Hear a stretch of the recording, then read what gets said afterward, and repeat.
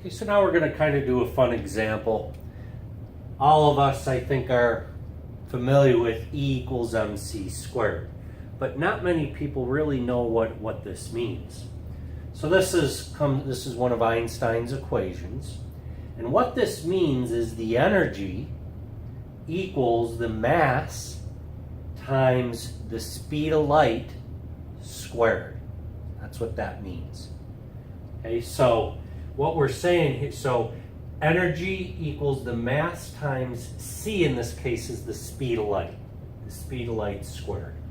What is the speed of light?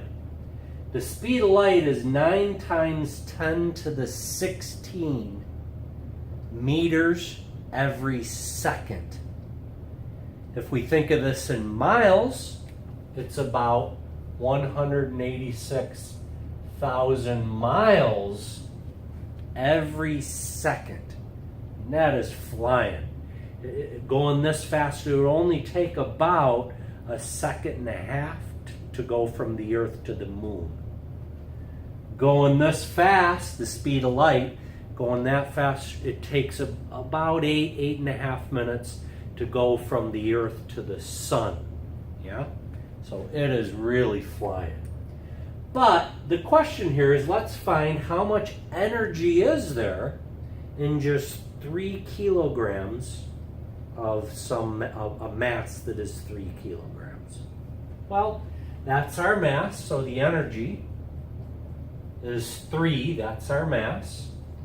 This is the tricky part here, c squared. So this is c, 9 times 10 to the 16, and we got to square that.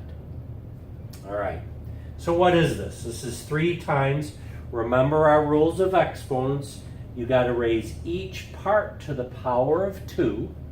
In this case, we have 9 to the power of 2, so it's 3 times 9 to the power of 2, and then we have 10 to the 16 raised to the power of 2. So what is this? This is 3 times 81 times 10 to the, our rule of exponents say we multiply. 16 times 2 is 32. So what is this equal to? Well, this is 81 times 3. Let me just do this over here. 3 times 1 is 3. 8 times 3 is 24. So we get 243 times 10 to the 32. 243 times 10 to the 32. Now keep in mind, this is not in scientific notation yet. Why? This number is not between 1 and 10. So what is 243?